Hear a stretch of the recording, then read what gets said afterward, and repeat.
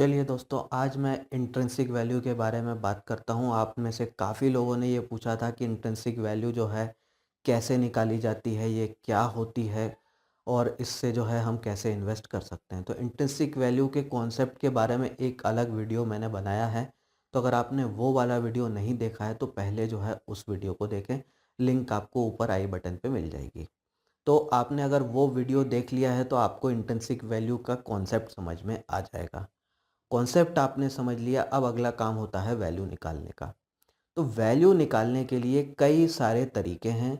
हर तरीके से आपको अलग अलग वैल्यू मिलती है और कोई तरीका सही बोलें कोई गलत बोलें तो ऐसा भी नहीं कहा जा सकता।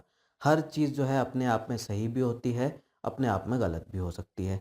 इंट्रिंसिक वैल्यू जो हम कैलकुलेट करते हैं वो एक तरह से एक एस्टीमेट होता है, एक अनुमान होता है, कोई प्रिसाइज वैल्यू नहीं होती। ये चीज़ आपको समझने की ज़रूरत है। तो आज मैं एक तरीके के बारे में बात कर रहा हूँ जो कि सबसे आसान तरीका कहा जा सकता है। ये जो तरीका है ये मेंशन किया गया है बेंजामिन ग्राहम की बुक इंटेलिजेंट इन्वेस्टर में। तो अगर आपने उस बुक को पढ़ा है तो आपने ये फॉर्मूला देखा होगा। और अगर आपने उस बुक को नहीं पढ़ा तो एक वीडियो मैंने उस पर भी बनाया है उसकी समरी के बारे में, जिसको आप देख सकते हैं।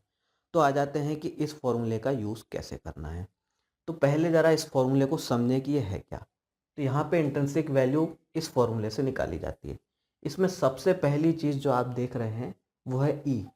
ई का यहाँ पे मतलब है अर्निंग पर शेयर, यानी कंपनी की प्रति शेयर क्या अर्निंग है, क्या मुनाफा है, वो आपको यहाँ रखना है।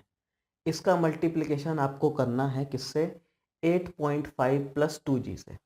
अब ये 8.5 क्यों है यहाँ पे? 8.5 यहाँ पे इसलिए है क्योंकि बेंजामिन ग्राहम का मानना था कि जिस कंपनी की कोई ग्रोथ नहीं होती, यानी जिसकी अर्निंग फ्लैट रहती है, वो 8.5 के पीई पर ट्रेड करती है। इसलिए जो है यहाँ पे वो 8.5 वैल्यू रखते थे। दूसरा चीज़ जो इसमें जोड़ रहे हैं वो 2G। जी यहाँ पे ग्रोथ रेट, यानी कंपनी की ग्रोथ रेट क्या है। तो जैसी ग्रोथ रेट आपको है वो आपको यहाँ रखनी है। अगर कंपनी 10% से ग्रो कर सकती है तो 10 रख देना है वैल्यू। 15 आपको लग रहा है तो 15 रख दीजिए। 20 लग रहा है तो 20 रख दीजिए। उस हिसाब से वैल्यू आपकी निकल जाएगी। फिर जो है यहाँ 4.4 का मल्टीप्लिकेशन उन्होंने किया है। तो 4.4 का मल्टीप्लिकेशन वो इसलिए करते थे क्योंकि जो गवर्नमेंट ट्रेजरी बॉन्ड से जो मिनिमम आपको यील्ड मिल जाती थी वो 4.4% मिल जाती थी। जैसे हम अभी सेविंग अकाउंट में भी अपना पैसा छोड़ देते हैं तो हमें 4% मिल जाता है। तो जब वो इन्वेस्ट करते थे वो कंपेयर करते थे कि दूसरे एसेट के मुकाबले हमें इक्विटी से कितना रिटर्न मिल सकता है, तो उस हिसाब से चीज़ें होती थी। तो यहाँ पे उन्होंने 4.4 वैल्यू रखी। नीचे एक टर्म और है वाई। वाई का मतलब है करेंट बॉन्ड यील्ड।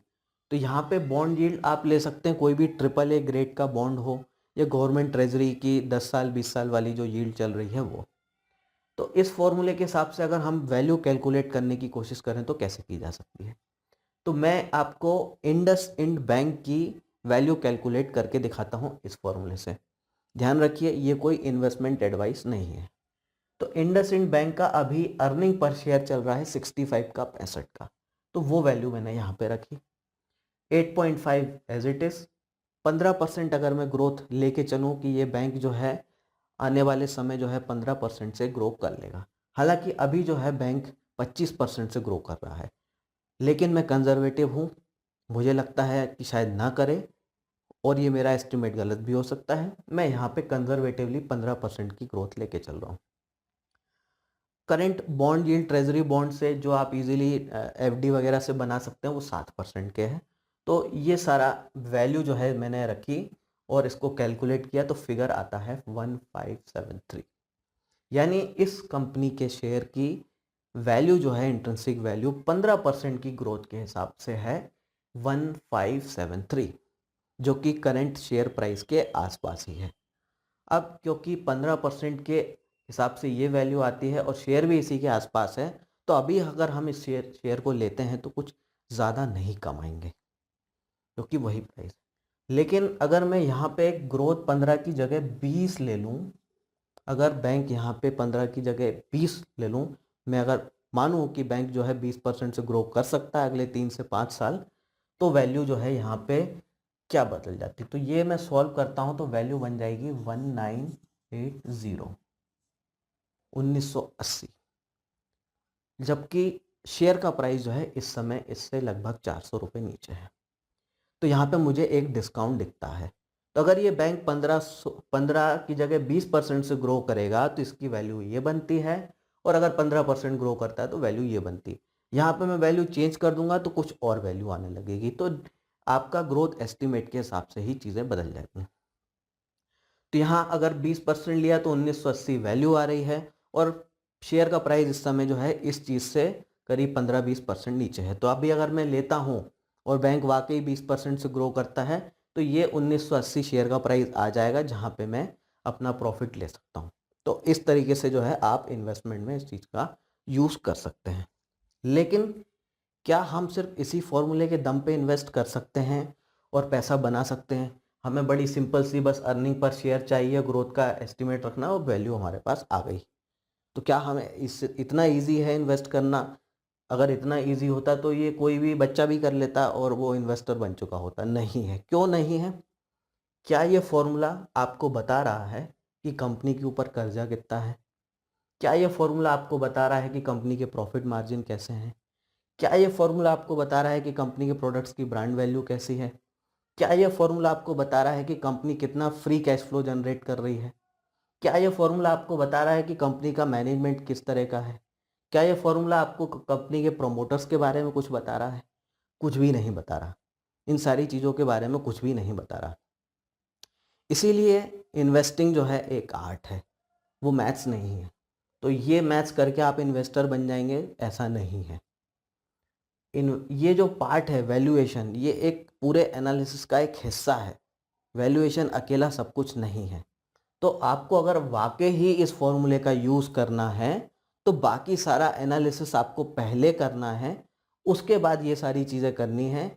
फिर आपको अगर अच्छा डिस्काउंट लगता है इस इंट्रिंसिक वैल्यू के मुकाबले तो इन्वेस्टमेंट किया जा सकता है।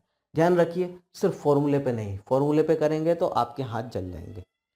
फॉर्मूले के अकेले बेसिस पे इन्वेस्टिंग नहीं होती। तो आप इंटरनेट या ऐप या कहीं पे भी कुछ इंट्रिंसिक वैल्यू कैलकुलेटर यूज़ करते हैं, वैल्यू निकाल लेते हैं और उसको देख के इन्वेस्ट कर देते तो आपको रिजल्ट नहीं मिलेंगे।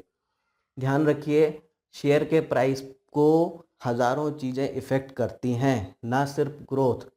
उसके मैनेजमेंट की क्वालिटी, उसके प्रॉफिट मार्जिन, उसका कर्जे का लेवल, उसका फ्री कैश फ्लो जनरेशन, और जो प्रमोटर्स हैं वो किस तरह के। तो कई सारी चीज़ें जो हैं इफ़ेक्ट करती हैं। साथ में बिज़नेस की क्वालिटी भी, कि बिज़नेस साइक्लिक है, सीजनल है या एवरग्रीन है, किस तरह का बिज़नेस है। तो ढेरों चीज़ें जो है असर डालती हैं किसी भी कंपनी की इंट्रिंसिक वैल्यू पे। और यही अगर मैं फॉर्मूला रखूँ, मान लो कि 20% इस कंपनी की ग्रोथ के हिसाब से इंट्रिंसिक वैल्यू 1980, लेकिन इस कंपनी का खराब मैनेजमेंट है, प्रमोटर्स के ऊपर क्रिमिनल केसेस चल रहे हैं, तो भले ही वैल्यू कुछ भी आ रही हो, शेयर का प्राइस वो प्राइस पे नहीं जाएगा। तो आपको सारी चीज़ों का एनालिसिस करना है, बाद में ये वैल्यू कैलकुलेशन वाले काम करने हैं, पहले नहीं करने हैं। अगर पुराना पूरा एनालिसिस करे बिना आप सिर्फ इससे इन्वेस्ट करने की कोशिश करेंगे तो रिजल्ट नहीं मिलेंगे, ध्यान रखिएगा। तो आज की बात जो है मैं ख़त्म करता हूँ। आपको कुछ भी बात समझ में नहीं आई तो कमेंट कीजिए, मैं आपको रिप्लाई दूंगा। और साथ में आने वाले वीडियोस के लिए आप चैनल को सब्सक्राइब कर लीजिए, नोटिफिकेशन बेल भी दबा दी ताकि सीधा आपके पास वीडियो पहुंचे। अभी के लिए इतना ही। Thank you. जय हिंद।